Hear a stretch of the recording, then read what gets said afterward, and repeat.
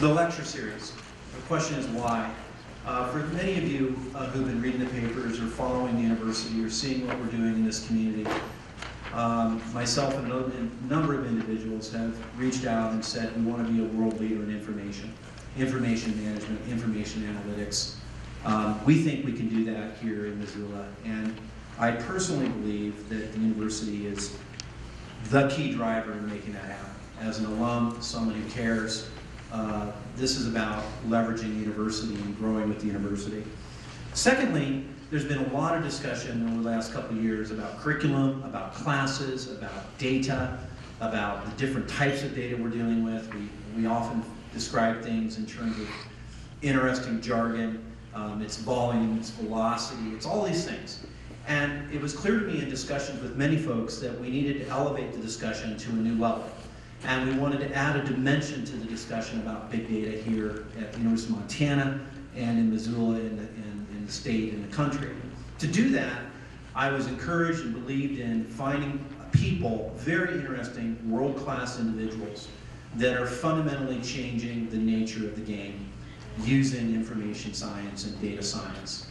And therefore, this lecture series is about telling stories, hearing from real people that are doing amazing things, both in the past and obviously into the future, that would help set a discussion in Missoula about what is overused jargon, big data, and actually start talking about how it's transforming our lives in many, many ways, in our healthcare systems, in our financial systems, in our security systems.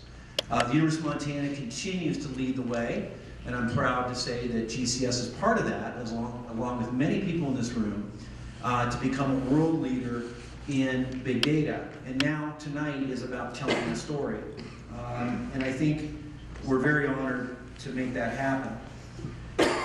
This would not be happening if it was not for President Royce Engstrom and many, many dedicated faculty, all the way from Main Hall to all the deans and all the faculty that are now rallying around offering our students at the graduate and undergraduate level opportunities to become world-class leaders themselves.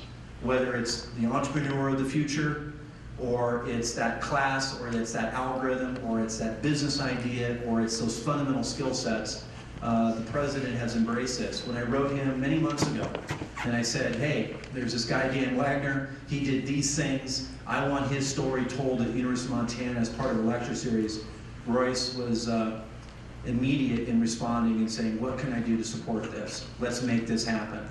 And as a small business person in Missoula, that's what you need in order to make great things occur. So we can tell stories tonight. And without further ado, it is my distinct honor and privilege to introduce the president of the University of Montana, Royce Engstrom. Thank you.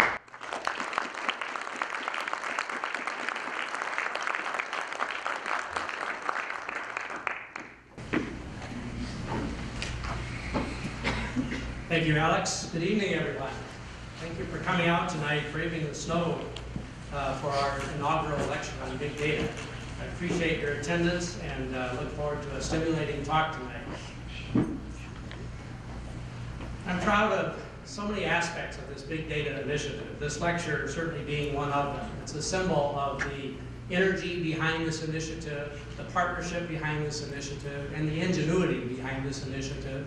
Ingenuity on the part of people at the University of Montana, but also on the part of people in our community of Missoula.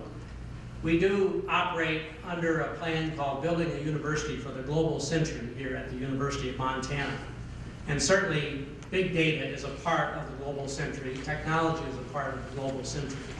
But there's something else that's very important for the global century, and that's partnerships. The days of a university standing by itself are over. We need to interact with our community. We need to build relationships and partnerships with the private sector. And I'm so proud of the faculty and staff at the university who are reaching out to the private sector to do that. But I'm equally as proud of the people from Missoula, the private sector people who are reaching out to the University of Montana as well. This is an important relationship and one that's going to carry our community a long way into the future. Alex, who you just heard from, is one of the many people who have been involved in this big data or cyber innovation initiative here in Missoula and at the university. So Alex, thank you very much. And in fact, I would like you to join me in a round of applause, not just for Alex, but for all of the people from Missoula, the private sector, who have partnered with the university in this initiative in cyber innovation. So join me in a round.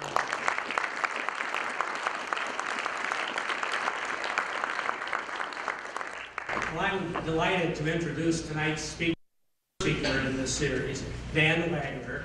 He's the Chief Executive Officer and the founder of Civis Analytics, a technology and analytics firm based in Chicago, Illinois, and Washington, D.C.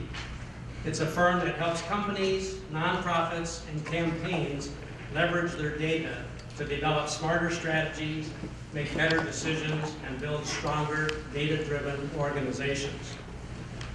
Dan served as the Chief Analytics Officer on the 2012 Obama presidential campaign, overseeing a 54-person team of analysts, engineers, and organizers.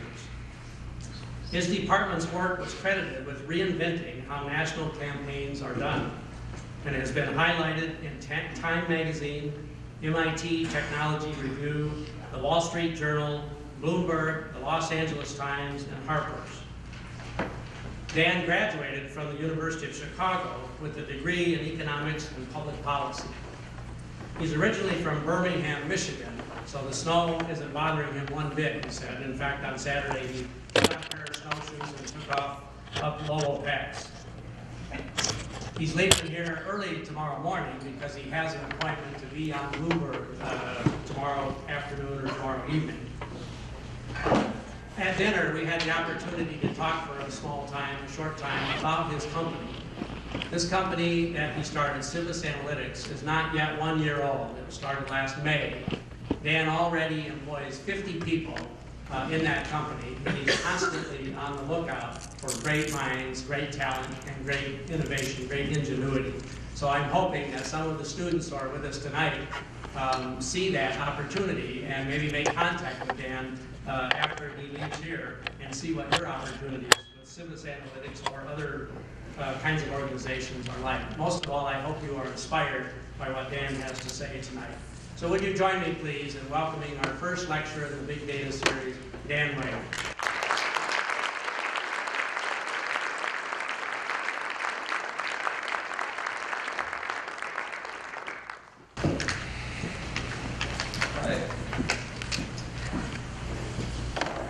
You guys hear me fine? All right, I just want to start by thanking Alex and President Engstrom and overall the University of Montana for showing me such excellent generosity and allowing me to visit the city. It's really been a pleasure, and Lowell Pass, if you haven't been, is really an incredible place.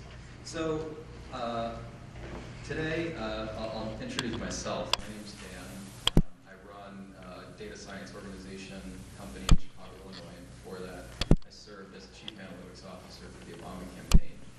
And I want to do two things today. Number one is I want to tell you a story about what we built in the campaign and then kind of go through what we did, how we executed, and why I think that matters for the future of campaigns, and I think that's story A. And then story B is the story about all of us.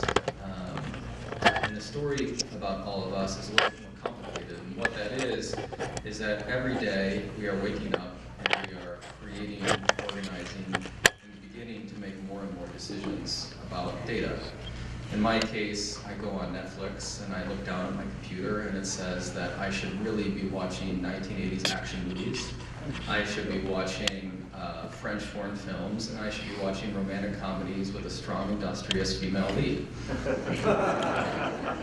And I go to Amazon, and Amazon tells me that I should be buying books about data science. I should be buying books about composites of the Greek classics, and it says I should be buying books about shipping and stuff like that. And it knows about that, not because of anything that I've told it to, but because it knows all my shopping history and that it's built it, cross-referenced it across a database that all of you and all of us have collectively helped to architect, which shows that somebody like me with all the behavioral attributes and all the demographic attributes of a boring 31-year-old white man in Chicago will buy exactly that. And so I want to tell story A, which is the story about the campaign, which is the story about a back room in Chicago that we call the Cave, which I think is kind of like a dorm room without bunks. There were 40 people in that, which is essentially the story of about a bunch of freaks, geeks, nerds, and weirdos who helped reinvent a campaign. But I want to phrase that story within context. And that story is about all of us. And as we move into the future, you are all entering a time that is of incredible interest, but also of incredible anxiety. That data is helping you as an individual to become an order of magnitude more productive than any individual was ever capable at any time in the past. But you enter the world in a time of uncertainty that no generation, at least in our country, for a long time has had to experience. And that is both an enabling property of what you enter, but it's also a property of terrible anxiety or something that could be. And data is helping us in some way to illuminate these different problems for us, but it's also helping to illuminate what those problems are. That for many years, we've walked into these problems and not even known about them. We haven't known that they even exist. Here's a few of mine. A patient tomorrow is going to enter a hospital somewhere in Montana or somewhere else in this country, and they're going to be holding their chest like this. And when you see a patient enter a wheelchair in a hospital and they're holding their chest like this, it means they have chest pains. But a hospital typically has no records about that person. They have very few records of that person. So it's as if that person enters their hospital for the first time. They might have a pulmonary condition, they might have a cardiovascular condition, or they might even be having a glycemic event. And they'll be treated as if they were coming to that hospital for the first time, and the likelihood of their death is much larger. There's some kid, maybe in Montana, maybe somewhere else, who's about to drop out of high school, just like the hundreds of thousands of kids who drop out of high school every year. And as a result, the individual outcome of that kid will be terrible, and that society will feel the ramifications. But sitting in that kid's records of his education history as a collapsing GPA is a record that something in his family may have occurred. In other words, that this action, this behavior that that person exhibits when they drop out of high school isn't something that's new. It's something that, in fact, is something that's extremely predictable about an individual. And then finally, and this is a story that's all too true about my family and maybe somebody else, is that somebody who's had an experienced job, loses their job, goes back into the job market, and chooses a job that's far, far, far beneath their economic potential, but they choose it because they need cash tomorrow, and they're not exactly sure what the means is for them to choose a job that's commensurate with their potential, but they make that choice. For many years, society would look at these problems and say, those are bad. And the analysis would end right there. What we're moving towards, and what we should think about as our generation ages, is that data is both illuminating and making observable all these problems that have always existed, but it is now helping us identify the solutions, not just from a generic point of view, from the individual point of view.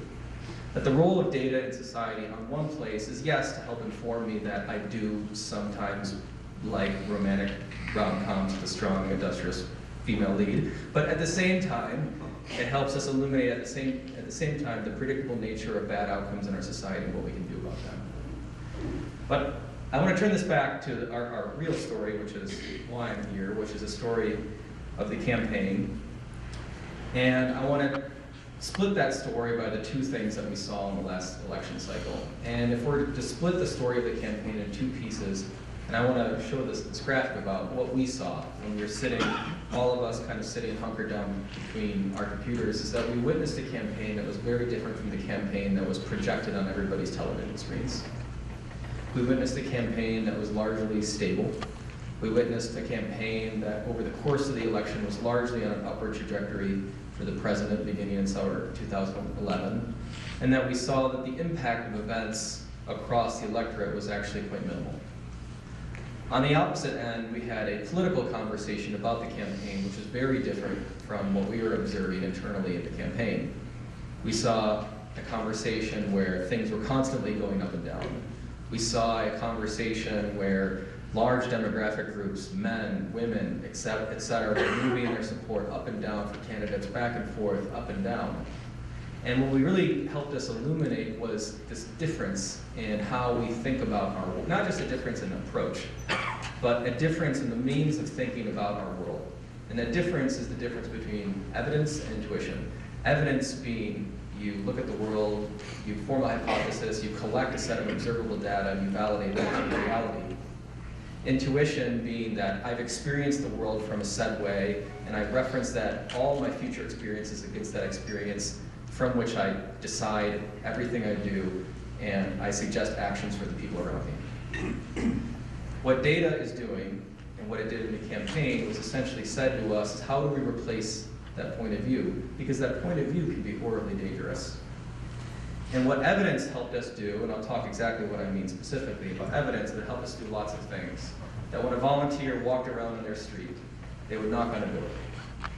And for many years, that activity was random, and what we provided for our volunteers was essentially any time they knocked on the door, we provided them with a statistical guarantee that they'd knock on that door, and that that person with whom they were talking would be somebody who wanted to talk to us, not just a random person, that they would be somebody who was looking for information, wanted to register to vote, or wanted to turn out. It helped us decide where the president should land in his well, it's a pretty big plane, actually. And it helped us decipher where we should put our advertising. And all of this is essentially based on a bunch of information that was processed on a more or less nightly basis to say, to a simple fact, if we're going to commit to a certain amount of work, how can I guarantee that that work is a piece of work that's likely to increase the likelihood of us winning the campaign? And that one sentence more or less summarizes what we were doing. Why that sentence is scary is for a number of reasons. The biggest reason is that we go out and we do our jobs and we do a bunch of work. In the campaign, a bunch of people go out and do a bunch of work. You spend money and you expect some outcome. What science does is it looks at what you do in terms of your work and it asks you one simple question.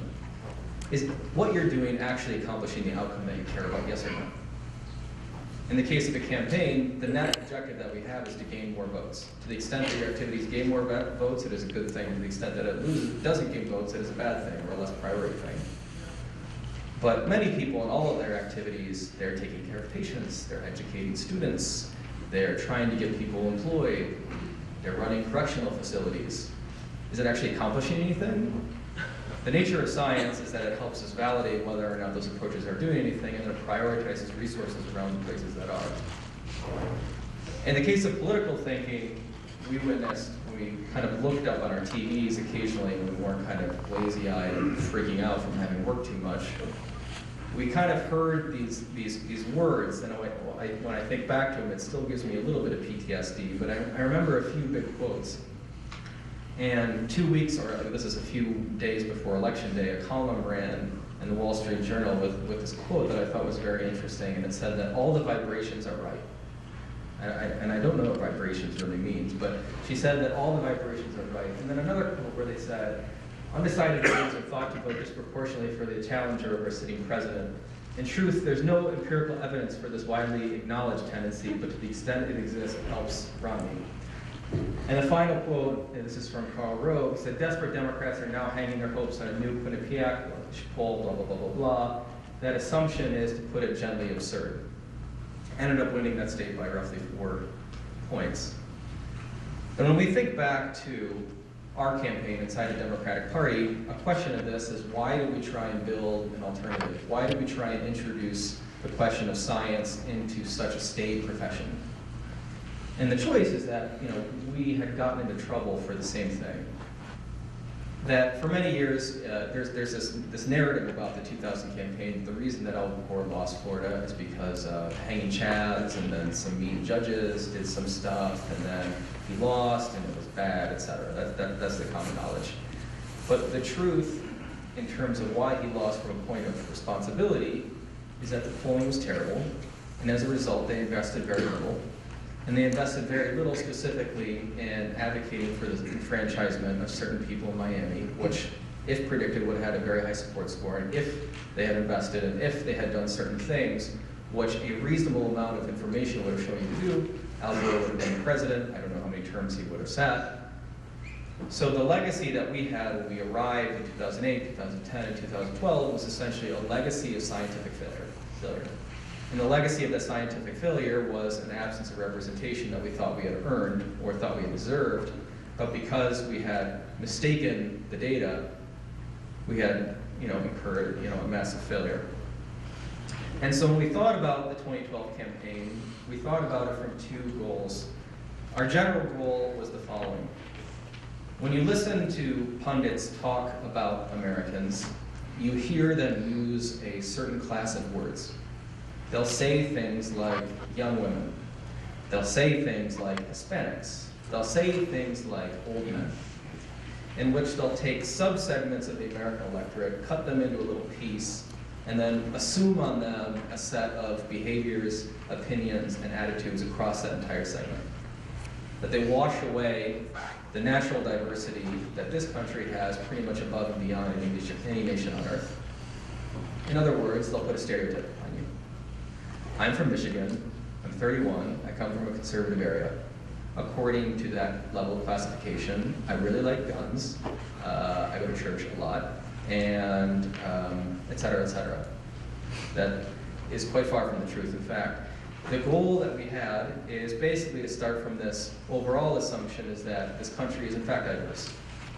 That our goal is to understand that diversity and to begin a campaign that appreciates that diversity and that begins to treat individuals by that diversity for the first time. That we're not going to parse people out by these demographic groups and say that all white men hate the president, so we're going to ignore them. Or all African Americans love the president, so we're going to talk to them exactly the same way. Or that all Hispanics care equally about immigration, so we're only going to talk about something that is something that's conditional upon something as superficial as their race. That we're going to say, instead, look at lots of issues, but say, these are the people, based on all the observable characteristics, are the people that are likely to support the president. We don't care if they're white or black or Hispanic. That these are the people that we think need the information to vote for the president at a higher degree, and these are the people who aren't currently registered, but we can register based on that index of all these different variables.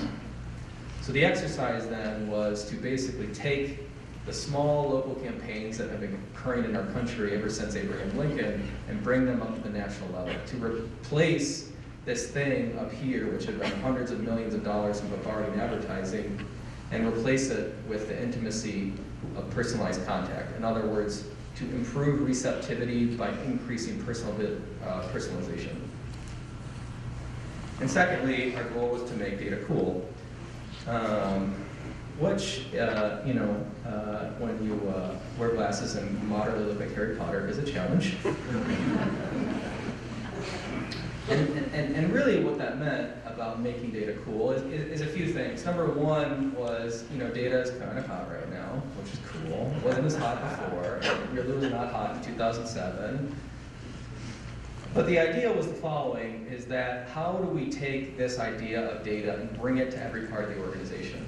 And there's the cultural part, which is making people appreciate the value of fact, but then there's this part of ruthlessness. And what that means is that we try to define the world in terms of individualized voters and the outreach that we're going to provide to them, but to make sure that every person within the organization believed in that, and that we held every person in the organization accountable to that. And that if they didn't like that, then there was no place for them in the campaign. And you think about this in all the new contexts in which we're working. We think about this contrast between evidence and intuition, that we were essentially replacing the prevalence of intuition with the placement of evidence across the organization, and then re-articulating the role of the individual within the workplace around evidence. That thing, that minor adjustment, it seems so small, but the idea was to replace that as a general fact about the culture of our organization and then put it all the way from the highest ranks of management all down to the lowest volunteer.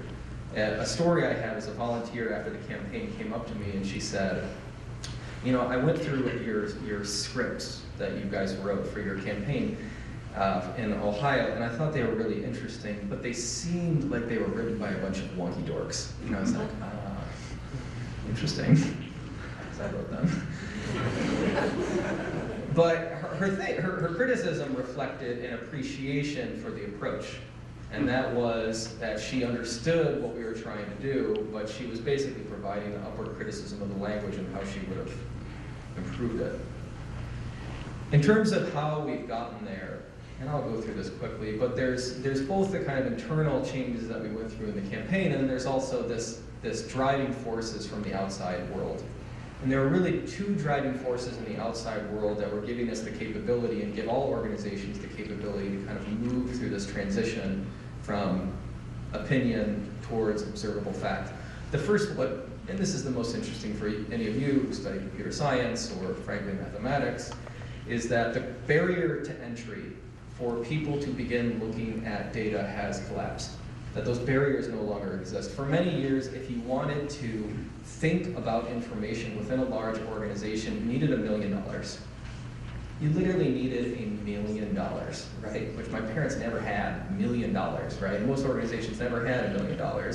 And today, to do the same thing that you wouldn't even need it to do in 2008, you can do for $10,000. You can take your credit card online and literally have the IT data processing capability that in 2008 you would have needed $1 million to execute. And what that did for us is it allowed us to take kind of our crazy open source code and throw it at this, but the first time it allowed us to kind of quickly and dynamically innovate our science on top of scalable architecture that the first time did this. But then the second trend that occurred both internally in the campaign, but really driven by externally, was the growth of large randomized controlled experiments motivated by academia and several experiments done in focus on behavioral psychology that ask this one kind of very simple question. Do people really know how they think? Do they? Or, more importantly, can they self-identify how they really think? Can I, as a human being, communicate in a language what I'm actually thinking in my brain that motivates how I actually choose things? When you ask somebody, how do you choose your partner? Or how do you make decisions? What they say is, I really like people who are nice and thoughtful, and I like, I make decisions based on a reasonable presentation of evidence. That's pretty much what 90% of humans choose. But when you observe them in their kind of daily life, that's not what they do. They make decisions based on social impetus. They make their decisions based on decisions that kind of come from them subconsciously. And so we have this difference between something we call stated preference, which is I do this because of this, and revealed preference, which is they do this because they do this. And so what we began to do in campaigns was to say, for many years, we've been talking to Democrats and asking them to turn out, or we've been talking to people and asking them to vote for us for the following 5 reasons. Does any of that stuff make any sense, or is it just all a bunch of crap? I don't know, right? For many years, we'd say the way that it worked is we inherited a set of actions because the people before us had done it, the people before us had done it, the people before them had done it. That we talked to voters because I learned from some other guy who I respected personally to do that, who learned that from somebody else, and that means of that type of communication became a habit.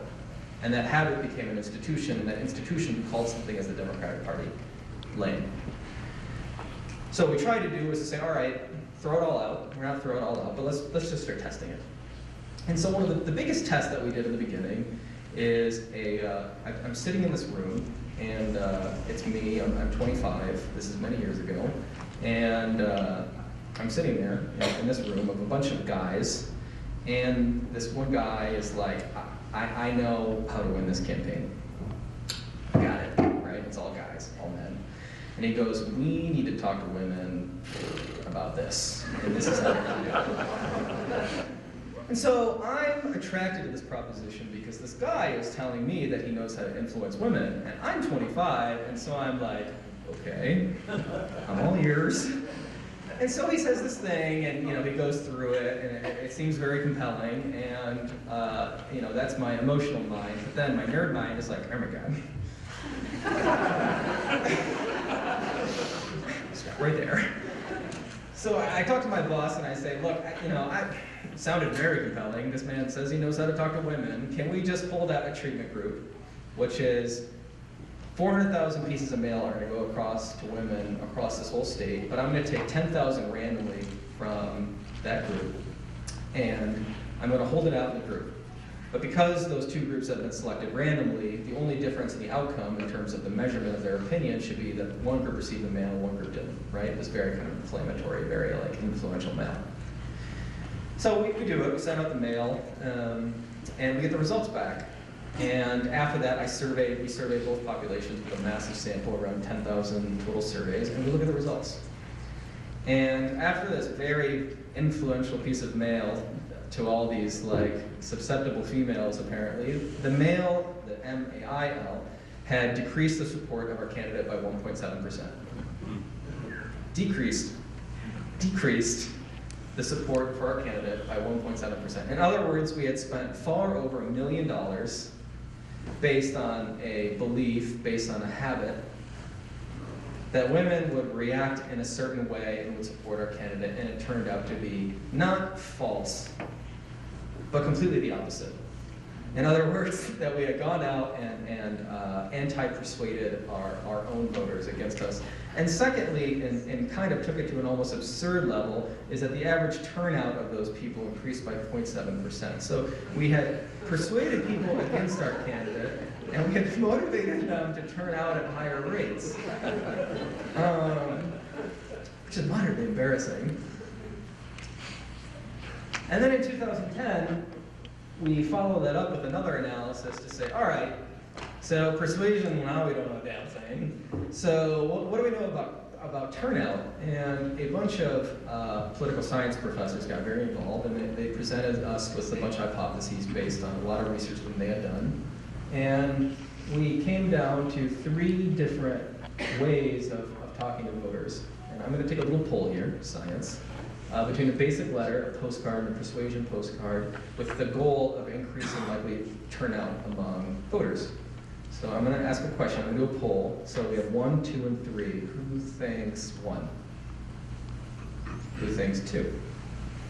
Who thinks 3? Okay, so from my seat, 3 is roughly what most people think, and that was what all we thought. And we thought that because the way that you typically think that you influence somebody is you provide them with an argument, and that person goes into their brain and their circuitry says, yes, no, yes, no, yes, no, I agree with your argument, and thus they're motivated to take some action. That's how we think that people operate, right? We don't think that if we provide kind of a boring, staid piece of literature that says like, hey man, this is where people are voting, a lot of people are doing it, you should do it too. And this is the result, is that the impact of the letter was 5.4%, the impact of the postcard was 1.1%, the impact of the persuasion postcard, which I thought the majority of people in the Democratic Party had thought was around 0.7%. Moderately counterintuitive. Moderately counterintuitive.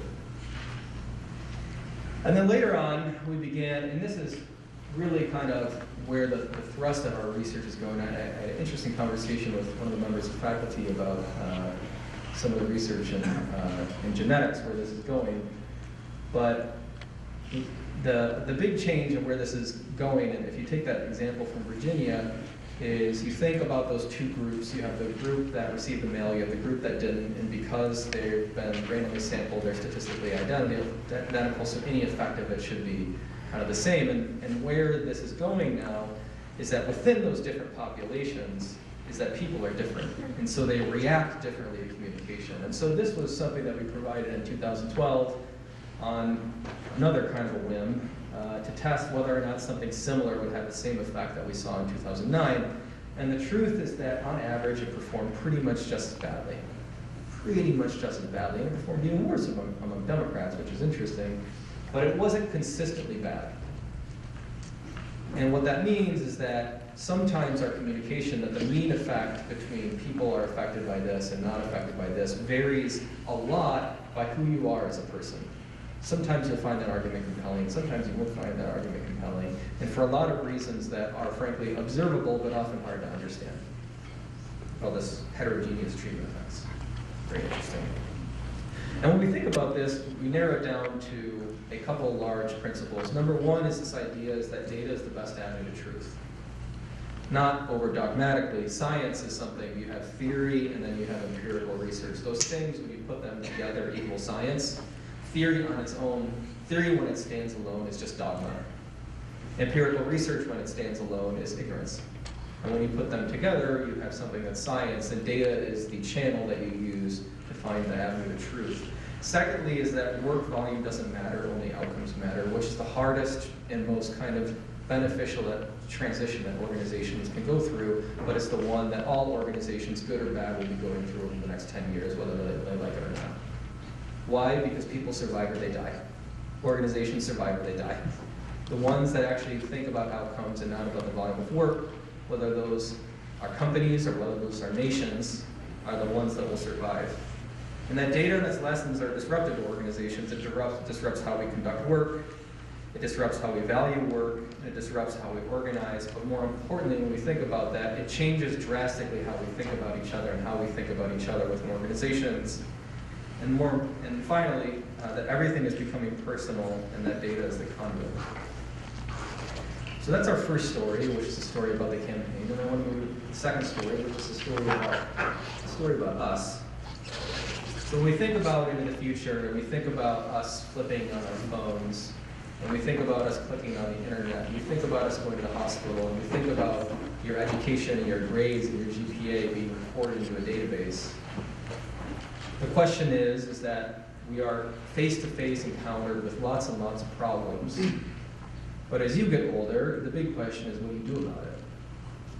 For many years, we have been impotent in the face of facts because we had no means to do anything about it.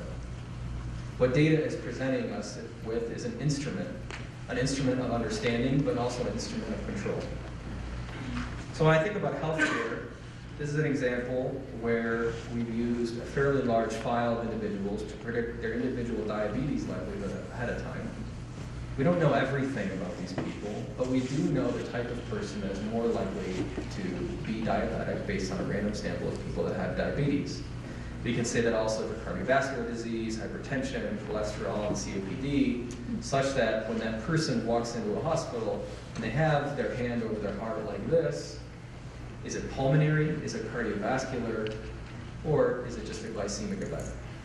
We won't know with certainty, but we can say with a high level of probability, which will help the doctors understand what is the next stage of treatment for that person, which is far, far, far better than random. Oh, it wants me to buy something. 7% discount, guys. You get it.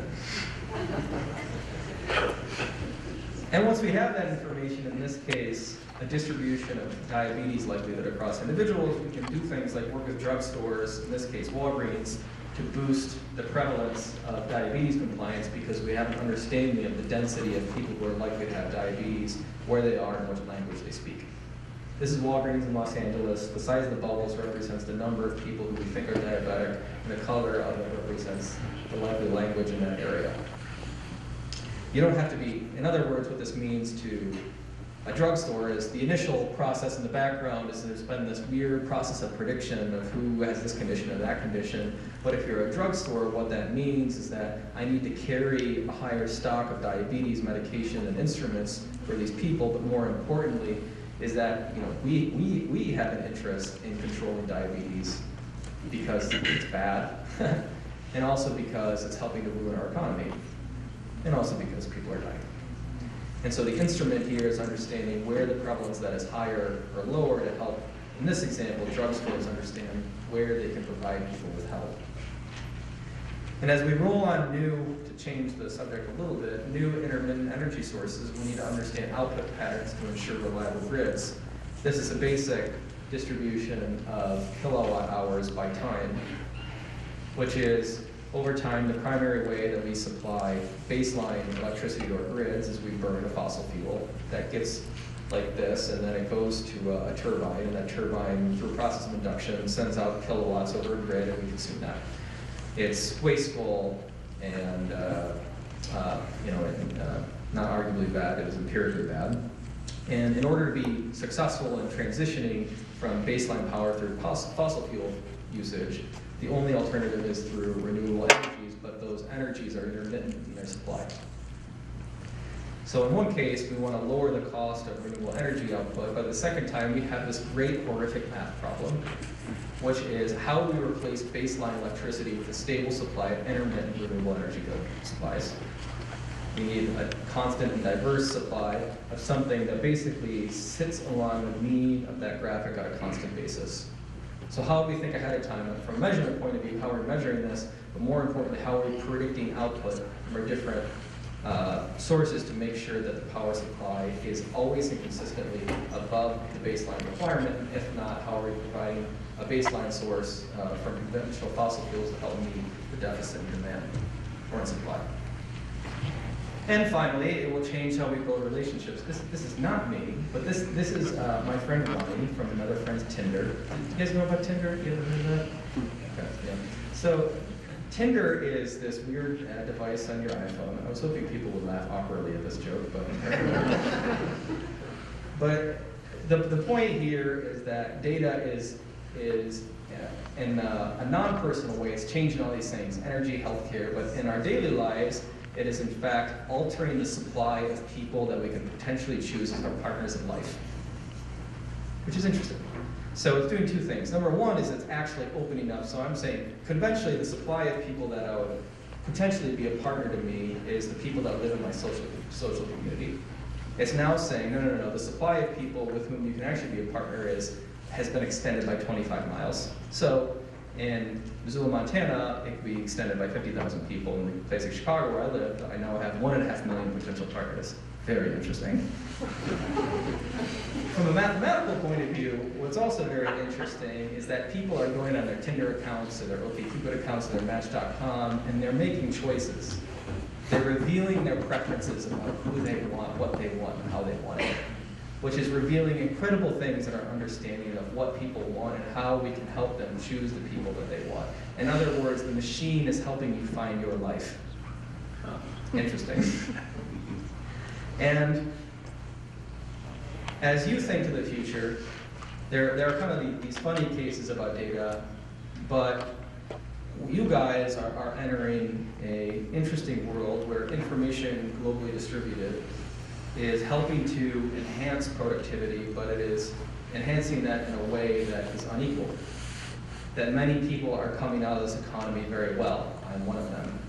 It is great in some ways. But there are many people who are coming into this economy, and they're coming into this economy with great anxiety because they aren't presented with the same opportunities that their parents were presented, and that's happening to many of us. And so as you think about this, and you think about the role of information that it plays with this, it carries with it its danger in the sense that it enables the users of it with great and almost infinite potential, but that it also provides a set of dangerous sorting. And so when you think about going out into the world, and we think about data, in one case I want you to think back into this case of the campaign, and how it was interesting, and how we went about refining an organization and moving that from an organization that was largely based on over the course of roughly 6 years, from an organization based on intuition towards an organization based on fact, and the steps that we had to go through to do it. But as you look out into the world, and as you are presented with immense amounts of information, and you're presented with immense amounts of information to hopefully figure out problems, hopefully you can see this idea of information as an instrument to help solve incredible challenges, which is something that you're going to have to wrestle with because we didn't. So, that's it.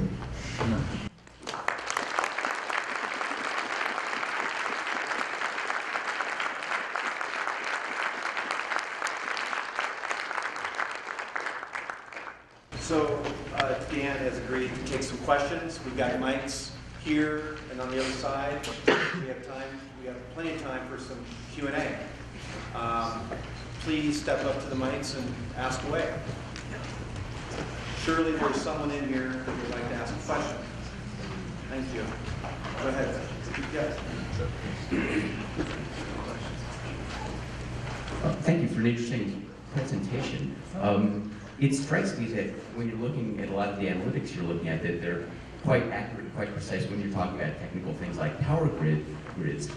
But when you're looking at voter turnout, or if you're looking about diabetes and things like that, it seems like it's lacking in some sense of something. So if you're talking about, my recollection of Al Gore's campaign was that he was saying the opposite of what his constituency wanted to hear, rather than actually, the problem was the content, not the message. And it seems like the methodology really doesn't address that and seems to it seems to take politics more and more away from actual meaning and puts it more and more into technology. And I find that a little worrisome. I want to know if you could address that, Well, please. yeah, I mean, so there's 2 points, which is, there's first, that you all go out and you go into the world, and your brain makes a set of choices.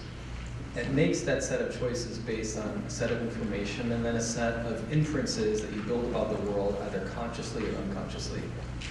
And then you make a bunch of actions and you go about it. In the case of a diabetes patient, is the doctor does something. And that something is either random or non-random. Random or non-random.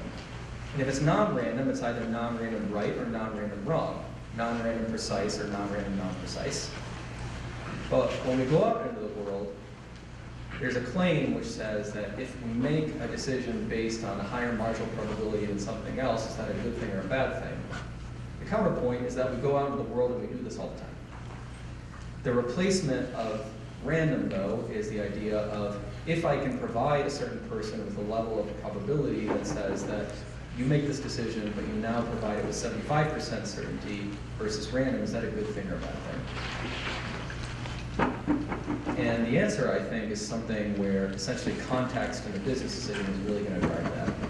If we discover, for example, that providing people with predictability in diabetes diagnosis before they arrive at hospital is something that's likely to save lives in validated tests, that might be a good thing. And if it doesn't, then it might be a bad thing. The truth about medicine in this particular example of why I find it interesting is that there is a certain amount of acceptance in the medical community that a very high amount of work that they're doing is in fact random. And that they are looking for sets of information that are going to enhance them beyond the base of random. And then a second example, there's a claim made that Al Gore was deficient in his campaign because his message didn't meet the needs of his constituents. I don't know. I really don't know. I think that's a claim that certain people can make, certain people cannot make. It may be right, it may be wrong. But in this case, what's interesting is that, and why the Florida case is interesting, is because when we think about elections and how elections are won, in one case it's an example where we make arguments that people vote for you, don't vote for you. But in this case, it was a simple example of marginal turnout being higher or lower based on a set of fixed activities that could have been better placed. And it is an edge case in that way, but it is a case in which obviously the outcome would have been different if he had thought about it in a way, not him, but the people who ran that campaign thought about it from a more assessed point of view. Yes, thank you very much. This has been very helpful to have these terrific real-world examples. If you could expand a little bit more on organizational challenges. One thing that strikes me is as we move to data-driven cultures and organizations, there are a lot of issues that come up because often the data reveals things that are counter to the tribal knowledge that you talked about. So how do you get people across the organization to accept that and to deal with that? You obviously have those challenges with the campaign, so if you could expand. So, I mean, there's a bunch of kind of tactical stuff that we went through, but I suppose there's a few things. Number one is you just have to teach people. There's really no ways around it. You know, we did lots of presentations with fancy bar charts, but at the same thing, I think that what we did that was successful is that somebody like me is not always the best ambassador of data. And in the campaign, the primary ambassadors of, and how people are, I'll say that a different way, that the way that people are primarily persuaded is by people, is not by arguments, it's by their friends. It's by their family. It's by not by the nature of the argument, it's by the relationship that they have and the value that they place on the words coming from that person's mouth. And so when we think about how we reformed people's minds, I think on one hand, yes, we were trying to create an argument that was successful and a bunch of fancy bar charts and stuff like that, but at the same time, that the way that cultures evolve is that people, that messengers of credibility are essentially providing what we call fact to other people, which instills through their reputations an acceptance of that fact. And that I think for many years what we believed was that we need to bludgeon people with information, but the fact is that the messenger matters a lot. That's true in our relationships within organizations, and that's true when you think about your lives. That there's nothing more impactful to you when you're thinking politically than the words of your trusted friend. There's no advertising, there's no phone call, there's no Facebook ad that is going to be more powerful than the word of your friends. And so when we thought about, from an organizational point of view, we thought about it from that social context, which is important. We have time for a couple more, for sure. Students, kids? Students, Yes. please. Can you talk about some of the clients you currently have and what you're doing for them? Oh yeah, this is a lot of our work. So this is our work. But yeah, I'll talk about a few things.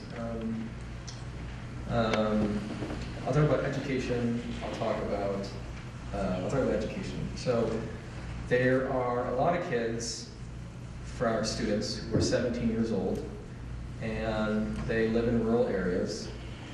They're from places like Montana, Iowa, Kansas, Michigan, etc.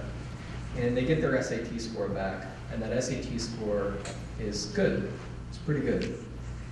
But they get home, and their parents say, or their friends say, or the internet says, or something says, or they're conditioned upon to believe it that says, I got this score, but I don't deserve it, so I'm not going to go to a four-year college. I'm going to go to a two-year college, or I'm not going to go at all. And that's not a small number of people, and I don't know how many of you have that story. But I know that a lot of people have had that story. That they've worked really hard in high school and middle school and elementary school, and as a result, they're qualified to go to a great four-year institution, but for some reason they don't. That's awful. In the past, what we would say about that problem is, hey, that sucks. In the present and in the future, what you say about that problem is not it sucks. What you say is, how do I anticipate ahead of time who those kids are likely to be based on their characteristics? Is it because they're from a rural community where people on average underperform? Thus, if they overperform their community, they feel a social bias to trend down? Is it because they come from a family where nobody's gone to college, and so as a result, they don't believe, even though they have a high test score, a high GPA, that they can achieve that? That's the conceptual exercise. The quantitative exercise is how do you build, in our case, working with a set of organizations to build a prediction using data in the background to forecast ahead of time who at the individual level is, in this case, for example, low income, but likely to make an improper choice about where they can actually go. And then target interventions to those kids to make sure that they make the right choices.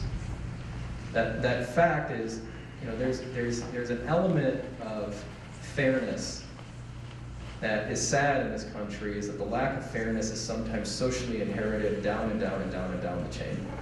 And it's perpetuated again and again and again from father to son, mother to daughter, again and again. And the role of, and this project is actually something we're working on, I'm not speaking in the abstract, is it's interesting because data in this case gives us a means to measure fairness and actually do something about it. So that's what we're working on. It's cool.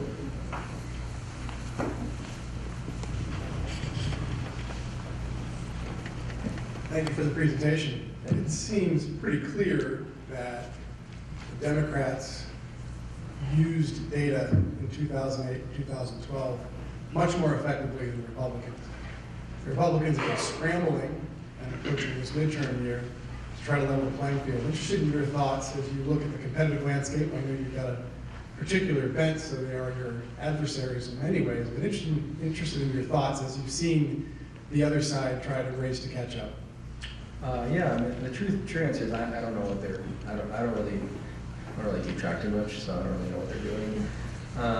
I do know that, when we were building in 2012, the mental exercise that we were going through was, how is the world changing, and how are we building a evidence-based and technological infrastructure to account for where the world is changing such that we can better interact with voters. And between 2008 and 2012, there were some fundamental changes that were occurring in people's lives. They started to use this crazy thing called Facebook. They started to use this crazy thing called the Twitters. And when we think about into the future, I think the exercise now is equivalent, but the outcomes are different, right? That we're trying to figure out how, for example, is something as crazy as TV changing, where ads, pretty soon, if any of you have a satellite dish, are frankly going to be customized for all the ads that you've watched in the past but haven't clicked away from. Not really scary. The things that haven't changed are who you trust. You still trust your friends, you still trust your family, but the exercise I think that we're going through is making sure that we are adapting to the future, not trying to reinvent something that we had in the past. When I read about our opponents, I typically read literature that says, catching up, catching up, catching up, and I could care less. We have time for one more.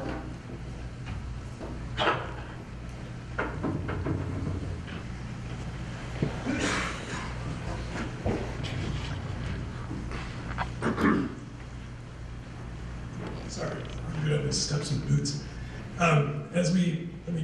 A lot of your work involves people interacting with their smartphone or a device. Yeah. As we move into the Internet of Things and macro sensors, how does that change the picture? Oh, in great and amazing ways. Maybe, if we do anything about it. So, yeah, the Internet of Things is, I'll make sure I have the idea correct, is that everything, or a lot of things that you produce, for example, that consume energy, are going to have a little Wi-Fi adapter that's going to send that information back to a little server hub, which will send that information back through a set of fiber optics to a central store, so that you can basically understand how much energy, for example, is being consumed by a certain appliance, or how that appliance, whether it's a refrigerator or something else, is kind of interacting with your life, and how you can customize that to reduce waste, enhance use, et cetera, et cetera, et cetera.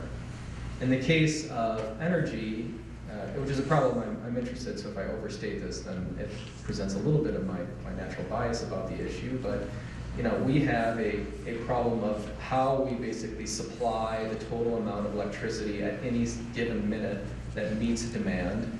And then on the demand side is basically how do we understand how much we're going to consume at any minute, and how do we do that far, far ahead of time, because supply can't be adjusted on the fly.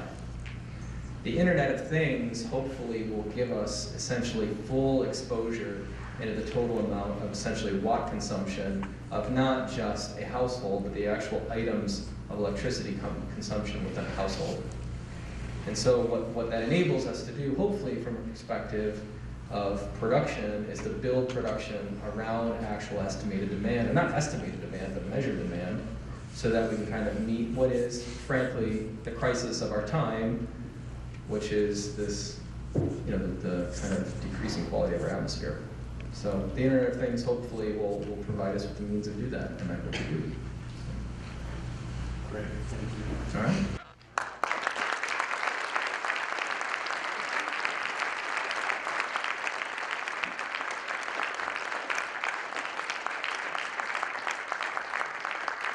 Thank you everybody very much for being here. Dan, thank you very much for that. That was wonderful.